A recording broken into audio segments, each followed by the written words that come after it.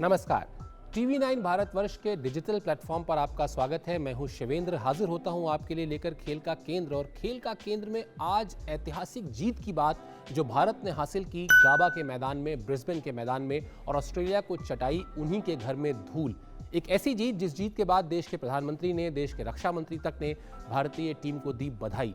आखिर क्या थी वो मुश्किल परिस्थितियां जिसके बावजूद भारतीय टीम इस सीरीज में पीछे नहीं हटी और आखिर में उसे मिली एक ऐतिहासिक जीत। उन मुश्किल परिस्थितियों को याद करते हैं, तब समझ में आएगा कि ये जीत अगर भारत की जो महान टेस्ट जीत की श्रेणी में जो जीत पहले से है उनमें इसे कहां रखा जाता है। याद कीजिए, पहले टेस्ट मैच के बाद मोहम्मद शमी जो भारत के प्रमुख तेज गेंदबाज हैं वो घायल हो गए। उसके बाद उमेश यादव घायल हो गए। उसके बाद जसप्रीत बुमराह घायल हो गए। यानी जो टेस्ट क्रिकेट की पारंपरिक कहावत है कि बॉलर्स विन द मैचेस, गेंदबाज मैच जिताते हैं क्योंकि वो 20 विकेट लेते हैं, लेकिन आपकी जो बल्लेबाजी की बात अभी बाद में करेंगे, लेकिन आपकी जो गेंदबाजी थी उसकी की पूरी तस्वीर बदल गई। वो मेन गेंदबाज जो थे टीम में वो हो गए बाहर चोट की वजह से। और उसके बाद एक ही सीरीज में एक के बाद एक डेब्यू किया नए खिलाड़ियों ने, जिन्होंने कभी सोचा तक नहीं था कि वे ऑस्ट्रेलिया में जाएंगे, T20 सीरीज के लिए जाएंगे और उसके बाद उन्हें मौका मिलेगा टेस्ट क्रिकेट में डेब्यू करने का।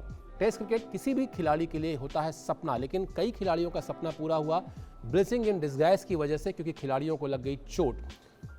टी नटराजन की बात कर लें आप, शार्दुल ठाकुर की बात कर लें आप, जिन्होंने एक टेस्ट मैच खेला था इससे पहले सिर्फ, नवदीप सैनी की बात कर लें आप, मोहम्मद सिराज की बात कर लें आप, और इन सारे गेंदबाजों ने जिनको इस सीरीज से पहले बहुत कम लोग जानते थे या जानते भी थे तो सिर्फ T20 IPL की परफॉर्मेंस की वजह से जानते थे, ये खिलाड़ी ऑस्ट्रेलिया को ऑस्ट्रेलिया में हरा कर लौटे हैं। अब बात करते हैं बल्लेबाजी की। जैसा मैंने पहले कहा था, रविंद्र जडेजा इस पूरी सीरीज में शानदार फॉर्म में थे, लेकिन वो भी चौथे टेस्ट मैच में नहीं खेल पाए। हनुमा विहारी जो भारत की मिडिल ऑर्डर की जान है और जिनको ये माना जाता है कि मिडिल ऑर्डर में जब गेंदबाज नई गेंद लेकर आता है तो वो सामना कर सकते हैं, वो नहीं थे। विश्व क्रिकेट के सबसे बड़े बल्लेबाजों में शुमार विराट कोहली जो भारतीय टीम के कप्तान हैं, वो पहले टेस्ट मैच के बाद वो भी इस सीरीज के लिए उपलब्ध नहीं थे। बावजूद इसके ऑस्ट्रेलिया में भारत ने 2-1 से हराया, और ऐसा दूसरी बार हुआ। इससे पहले विराट कोहली की कप्तानी में हराया था और इस बार हराया अजिंक्य रहाणे की कप्तानी में। तो ये विषम परिस्थितियां हुई टीम के लिहाज से। अब आइए मैदान के बाहर ऑस्ट्रेलिया ने क्या किया। मैदान के बाहर पहले सिडनी में और फिर ब्रिस्बेन में भारत के खिलाड़ियों को करना पड़ा नस्लीय टिप्पणी का सामना। उनको हूट किया गया, उनके खिलाफ नस्लीय टिप्पणी का इस्तेमाल किया गया, लेकिन भारतीय टीम का हौसला, भारतीय टीम का आत्मविश्वास उससे भी नहीं हिला, बल्कि उन्हीं खिलाड़ियों ने परफॉर्म करके दिखाया कि वो जवाब कैसे देंगे। मोहम्मद सिराज ने इसी टेस्ट मैच में ब्रिस्बेन में 5 विकेट लिए पहली पारी में, जो उनकी तरफ से जवाब था ऑस्ट्रेलिया के लिए के उन क्रिकेट फैंस के लिए जो भारतीय टीम के खिलाड़ियों को कर रहे थे नस्लीय टिप्पणी। तो ये हुई मैदान के बाहर की बात।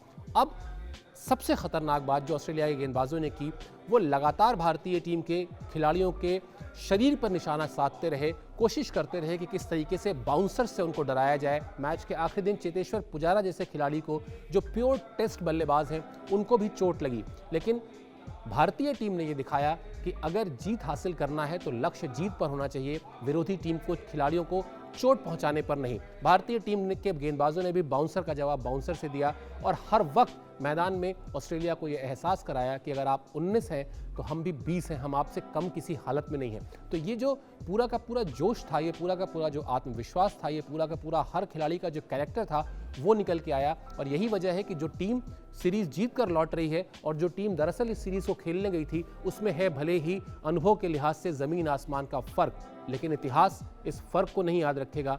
इतिहास इस बात को याद रखेगा कि भारत ऑस्ट्रेलिया को ऑस्ट्रेलिया में 2-1 से हरा कर लौटा है।